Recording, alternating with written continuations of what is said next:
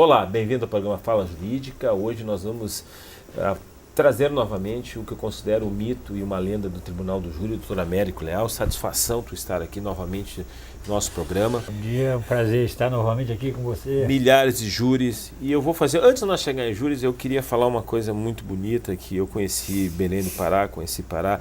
E a capital, uma coisa, eu sempre digo assim para as pessoas que falam daquela região, que é a única cidade em que o alimento cai do céu e cai porque cai as mangas.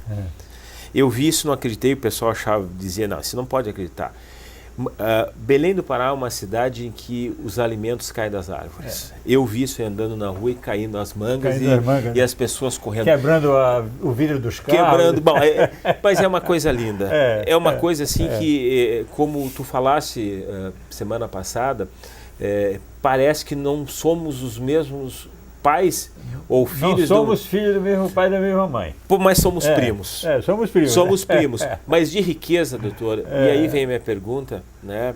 Que o Rio Grande do Sul tem sempre aquele ideal de independência, de beligerantes. E eu fico imaginando Belém do Pará, se quisesse a independência, seria uma nação rica. Por quê? E aí começam aquelas histórias, Júlio, Dourados, Carajás, o porquê toda aquela contundência de violência. E daí nós vemos, porque é um estado bitrilionário, né? Fale um pouco do seu estado. Olha, deixa eu te falar. Belém do Pará, eu sempre estou ali pela orla de Belém do Pará, tirando fotografias e tudo mais e tal. E uma vez eu vi numa mesa lá das pessoas da feira, né? Um camarada que não era de lá e estava conversando com o pessoal. E esse cara dizia para os outros lá, rapaz, o nome do estado de vocês está errado. Isso não é Pará, isso é Paraíso. Sim. Tá? Porque é o seguinte, você observando bem, você nunca ouviu falar em alguém que teria morrido de fome. Não existe. Né? Quando o Criador, como dizem, né, parece que é uma passagem bíblica, sei lá, quando o Criador falou, ganharás o pão com o suor do teu rosto, ele não falou com o povo paraense. Não falou. Não falou com o povo paraense. Eu digo, o camarada vive deitado na rede, né? Até hoje, desde o primeiro dia de fundação da cidade até hoje, vive-se só do extrativismo. Quando os gaúchos, paranaense e tudo mais, Catarina chega por lá e tudo mais, e começa a trabalhar, é estranho porque o povo lá não é dado esse negócio de trabalho.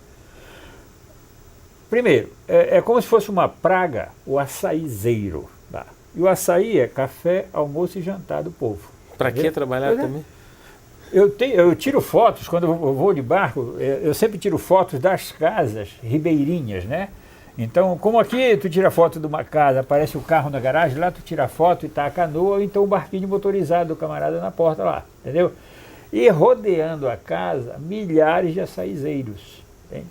E o açaizeiro é o seguinte, o passarinho, o sabiá, o papagaio, o tucano, eles comem, engolem, aí voa para outra árvore, lá regurgitam, então passa por baixo mesmo, eliminando, e lá já vai nascer uma outra touceira de açaí. Não é só um pé que nasce uma touceira, entendeu?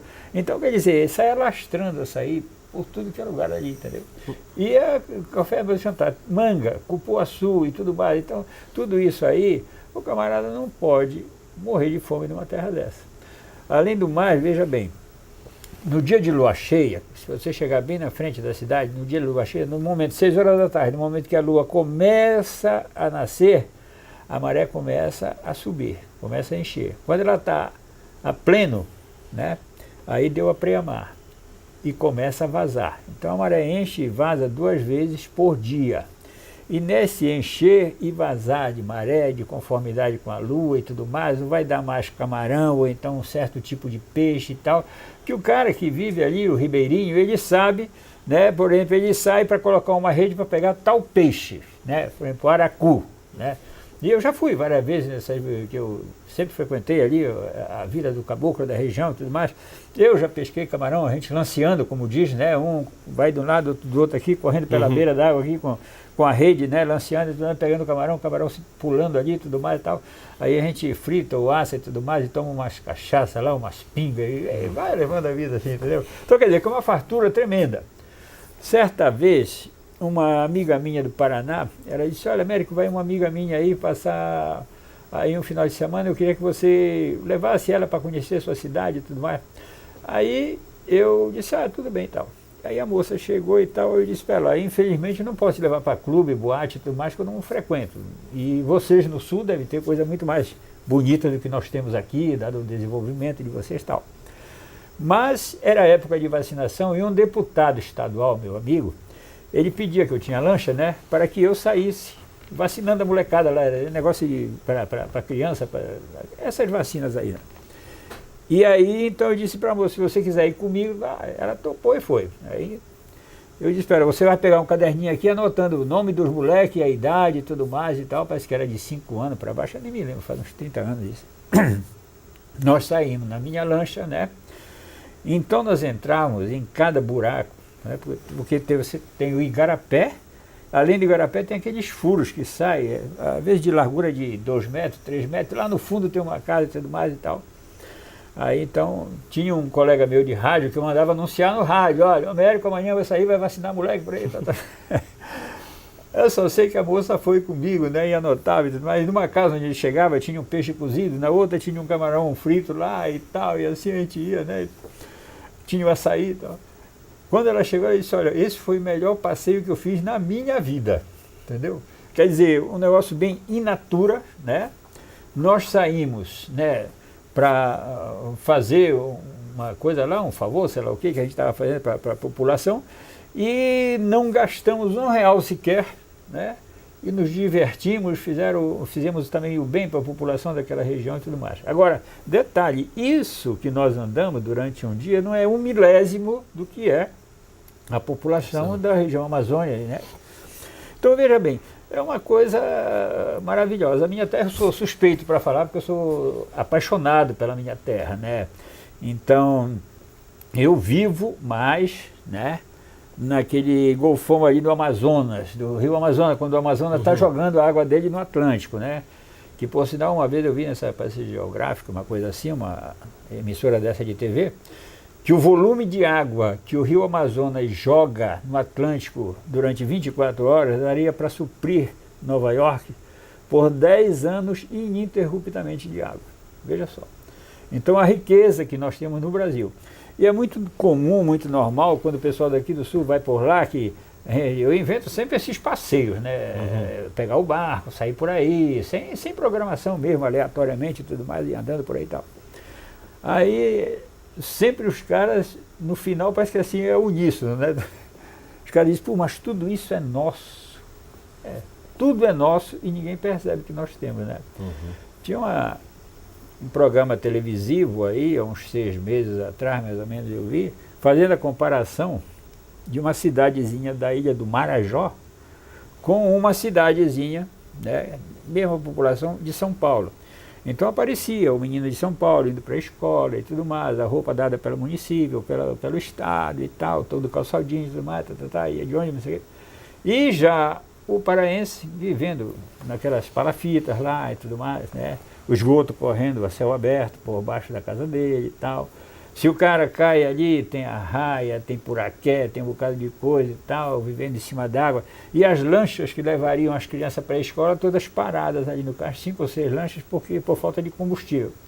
Então, quer dizer, você vê aquilo que eu lhe falei, não é? Nós, acredito eu, não somos pais, filhos da mesma mãe e do mesmo pai. Então, a disparidade é abissal, né? Mas mesmo assim, nós amazônidas, nós gostamos muito da nossa região, nós somos apaixonados pela região, porque as belezas que ela nos proporcionam, né, são coisas incomensuráveis. Isso eu estou te falando da minha região. Se você for, por exemplo, para a região do Baixo Amazonas, então, onde ali é mais irrigada por água de rios, né, tem o rio Arapiuns, o rio Tapajós e tudo mais, você fazendo um voo em avião pequeno, nesse que chamam Teco-Teco, de Itaituba para Santarém, é mais ou menos 1 hora, por aí assim, você vê o rio Amazonas, ele assim, de cor de esmeralda, sabe? Verde, bonito. E cada curva do rio é uma praia, né? E você vê que na parte mais larga do Tapajós, ele tem parece 32 quilômetros de largura, né? O Alexander von Humboldt, quando ele esteve nos anos 1800 e tal, por aí, visitando a Amazônia, ele falou que o rio Amazonas, na parte mais larga dele, tem 120 quilômetros de largura. Então, quer dizer, quando nós vemos assim, que tu apresenta um rio assim, que tem 5 metros, 10 metros de largura, fica assim, o cara, né? A gente fica surpreso de ver isso, né? Porque lá, assim, o rio é de 5.000 metros e tudo mais. São 25 mil quilômetros de rios navegáveis, né? Então, quer dizer, uma enormidade. E com essa extensão de 25 mil quilômetros, tendo, né, natural do próprio rio, a quantidade de espécie de peixes que nós temos, para você ter uma ideia, só a espécie de bagres, só da qualidade de bagres, nós temos mais peixes do que todos os tipos de peixe da Europa. Que fantástico isso aí. Então, se você pode alimentar o mundo, basta que você tenha uma política, né, de incentivo para o desenvolvimento e tudo mais. Né? Então, veja bem. Então é isso, nós vivemos numa região dessa aqui é maravilhosa, e eu fico perguntando assim, ainda ontem eu vinha para cá no avião e tudo mais, e via lá de cima, tá, de Brasília para cá, tudo dividido, as terras, né, tal, aqueles losangos, triângulos, não sei o que, circunferência e tal, o pessoal adubando terra, plantando aquele negócio todo, né, a gente vê tudo dividido, não tem um espaço, né, que não esteja dividido para alguém plantando e tudo mais. A gente, como é que um estado desse vive numa situação dessa, de não poder prover o funcionário público e tudo mais, está fracionando, né, o salário dele e tudo mais. E nós que vivemos até hoje do extrativismo, né, não passamos por esses problemas. Não tem alguma coisa de errado aí, parece, nessa coisa? É uma questão de contraditória em cima disso aí. Mas todo mundo trabalha aqui, né? Todo mundo planta para colher amanhã, né? Meus colegas gaúchos diziam que quando nascia uma criança aqui na família, o camarada plantava como é a árvore que plantava aqui, esqueço já o nome da. E aí então ele dizia isso aí para prover já no futuro a faculdade do meu filho, né? Uhum. E aí então eu sempre tive assim a ideia do pessoal daqui do sul assim muito responsável por plantar para amanhã colher, né? Uhum. Coisa que nós nunca nos preocupamos lá para o norte, porque sempre a natureza nos deu, né? Até hoje nós vivemos da pesca extrativista, né? Você vê todo dia no mercado de Belém tem mais de 50 espécies de peixe sendo vendido, tudo ali extrativismo. A canoa sai para pescar, passa lá 20 dias, sei lá o que, no mar ou então no rio, né? E volta a vir vender o peixe no ver-o-peso, né? Extrativismo puro.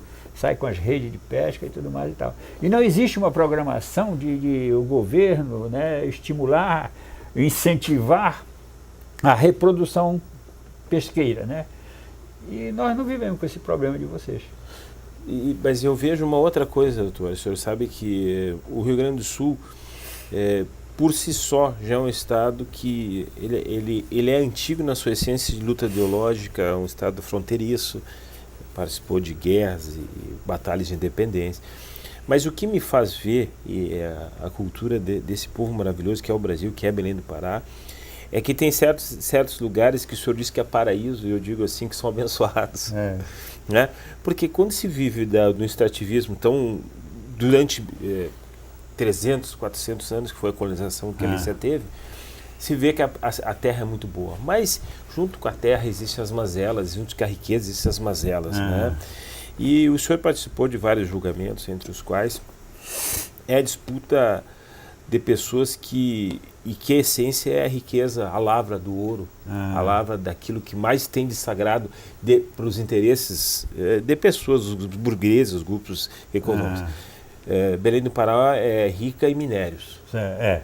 Segundo consta, é a maior reserva mineral do planeta Terra. Fica ali naquela região do sul do Pará, né?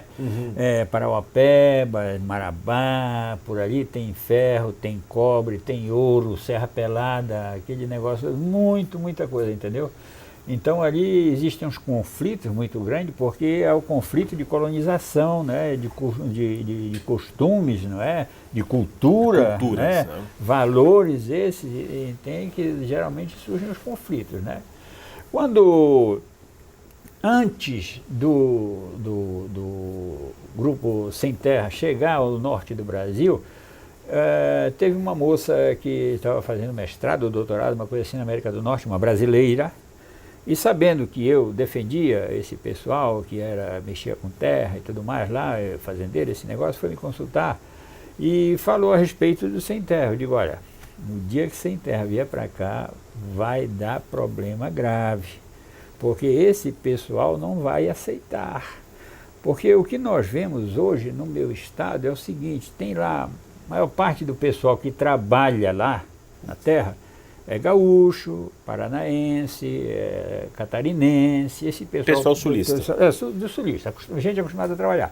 Vai para lá e se dedica ao trabalho, se joga mesmo no trabalho e tudo mais. Cara que às vezes na Serra Pelada conseguiu um ourozinho, com aquele ouro ele comprou uma terra. Entendeu? Ou então o cara que tinha aqui 1 hectare de terra, 2, vendeu e lá comprou 3 mil, 4 mil. E o camarada fez lá sua fazenda e tal. Aí tu chega lá e vai dizer, isso aqui é meu. Moço. Não tem como. Não tem. Aí não tem perdão, né? Porque lá os caras são o seguinte, o cara trabalha e tudo mais, se respeitam mutuamente, agora não vai meter a mão no que é do outro. Esse problema de terra, desde o começo do mundo, sempre foi um problema sério. E o senhor que trabalha nesses esquemas que envolveu o senhor, historicamente é conhecido nisso, qual é a visão dos jurados, qual é a visão do povo nesses conflitos assim?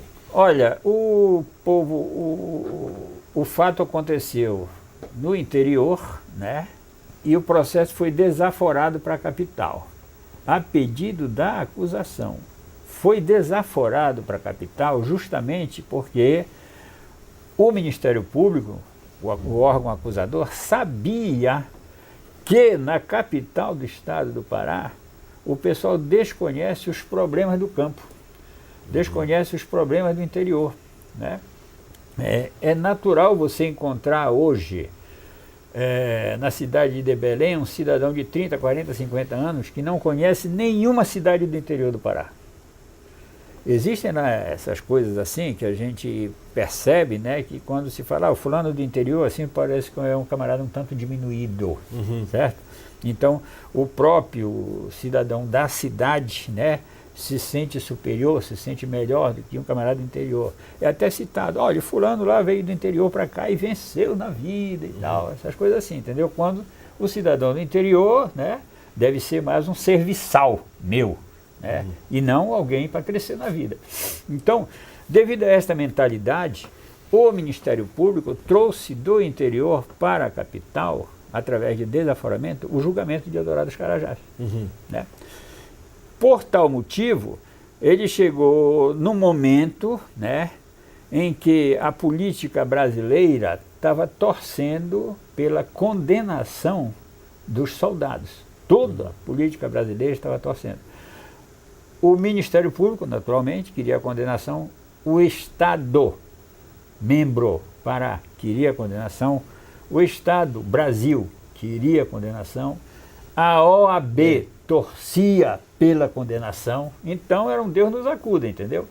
Até uma vez, um repórter que fazia reportagem, esses que abrangem o Brasil todo e tudo mais, ele chegou comigo e disse, olha, eu queria te entrevistar. Eu digo, vem cá, para que tu quer me entrevistar? A gente fala as coisas e vocês não colocam, não publicam, só publicam o que é de interesse do patrão de vocês. Não, porque eu coloco. Aí tá, vamos embora. Eu prestei entrevista, né? Aí quando chegou na hora foi cortado. Aí eu depois me encontrei com ele, se eu não te falei que não ia sair toda a entrevista, iam cortar a verdade do caso, entende? Porque aquele processo de Eldorado dos Carajás, às vezes eu conversando com meus colegas daqui assim, que eu falo, o pessoal diz, não, isso é gozação tua, né? Primeiro, a denúncia do Ministério Público, né, ela totalmente diversa do que na verdade aconteceu. Ela primeiro não descrevia os fatos com todas as suas circunstâncias, o mesmo motivo que fez anular agora o Carandiru, tá? Segundo, tinha gente lá denunciada, né? Cara, soldado que foi denunciado, né? Não arrolou testemunhas, porque não deram a ele o direito de arrolar testemunha, não foi ouvido em juízo, foi pronunciado e levado a julgamento. Ou seja, uma heresia jurídica, entendeu? Coisa que não pode. Isso por quê? Aí que vem outro motivo. Assim que eclodiu o problema, o presidente do tribunal designou um juiz da capital para fazer a instrução do processo de Eldorado dos Carajás, quando, na verdade, em Eldorado dos Carajás tinha lá juiz titular, que inclusive o juiz titular era meu colega de turma, se formou comigo. Entendeu? Ou seja, já violou aí o princípio do juiz natural. Claro. Entende? Já é nulo o processo, a começar daí. Né? Aí então, e o juiz, em vez de ir para Eldorado do Carajás, ia para uma cidade maior, Marabá, ficava no hotel, tranquilamente, tudo mais e tal, ganhando diária, não sei o que, tudo mais, e ouvindo o pessoal lá. Outra coisa, por exemplo, outra violação dos princípios básicos do direito criminal.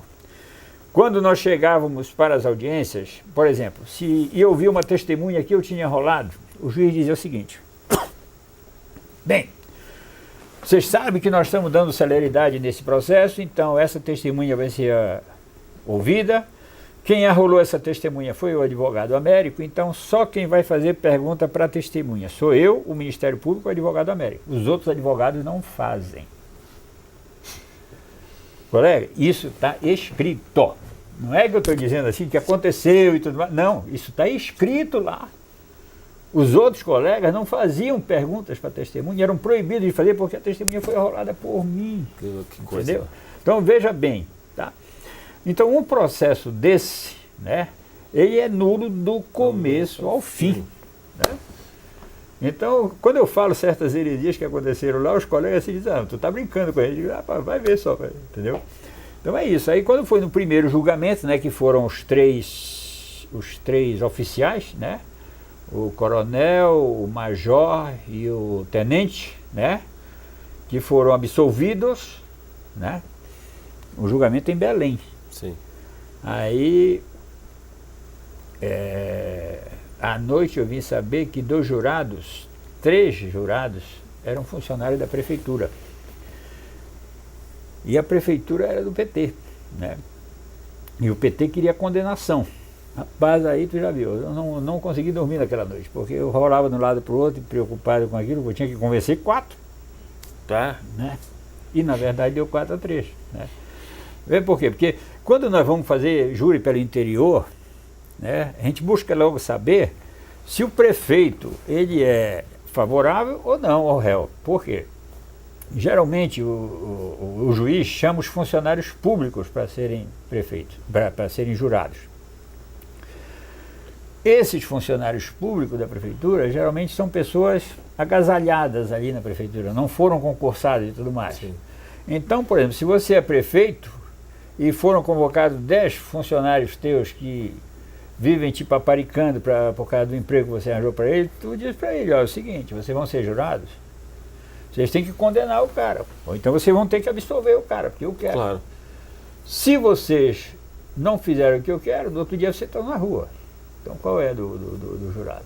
Então, você tem que observar todos esses parâmetros, entendeu? Eu já fiz julgamento, né, em que o réu foi condenado porque o prefeito falou para os funcionários. Aí a gente vai protestar e tudo mais, depois, mas é muito subjetivo, porque nós não conseguimos provar que isso existe. Né? Então, às vezes, o cara é condenado um inocente ou é absolvido um culpado, né, por vontade de terceiro, que não tem nada a ver com a coisa. E que sirva de exemplo, né, doutor, até para os jovens que saem das universidades, que isso aí acontece muito. Acontece muito, muito mesmo. E porque as pessoas saem com uma visão romântica do júri e, na verdade, tem os outros, a mão invisível, que eu trago de Adam Schmitt na economia, eu vou trazendo no mundo jurídico, a mão invisível. Né? Então, às vezes, não adianta muitas vezes se preparar para o processo, se dedicar àquilo que o senhor disse. O prefeito manda numa cidade e diz, ó, vai ser tudo demitido. Mas nesse caso o senhor teve sucesso. Graças a Deus. Porque eu cheguei a convencer 4. Convenceu. 100%, né? E todos contra, né? E todos contra o senhor. Agora, veja bem, e esses fatos aí a gente vai, agora já melhorou muito depois para cá, porque é o seguinte, depois veio a lei que proibia que pessoas não concursadas, né, fossem para o judiciário e tudo mais e tal, a lei do nepotismo, né? Antes dessa lei, entende? Antes dessa lei o negócio era grave, porque a gente chegava no Poder Judiciário, quando você ia num cartório tomar informação, era mais quem corria para se esconder. Porque tu ia falar de linguagem jurídica com os caras não entendiam, né? Não sabiam que era um recurso e tudo mais e tal. Então eles se escondiam para não ser atendido, para não passar, né, uma vergonha lá, ou talvez, desculpa, porque não conheciam mesmo. Mas hoje está bem diferente e bem melhor. Hoje o pessoal que trabalha em cartório são pessoas qualificadas, né? São funcionários públicos, né? Concursados, né? E foram aprovados em concurso e tudo mais, está bem diferente e bem melhor a coisa, entendeu? E eu acredito que a gente vai assim formando umas pedrinhas de quebra-cabeça, né? Para ao final nós termos um Brasil bem melhor no futuro. Eu ainda tenho esperança. Talvez eu e meus filhos não vejam, mas meus netos talvez vejam um Brasil bem melhor. Mas o senhor vê o Brasil melhor da sua época passada para hoje? O senhor vê mais esperançoso, olha, pelo menos? Esperançoso não, mas aí que entra em conflito uma coisa, né? Na minha época, para você fazer uma prova, você tinha que consultar inúmeros livros. Hoje não, você consulta o computador, né? Então já melhorou bastante, né?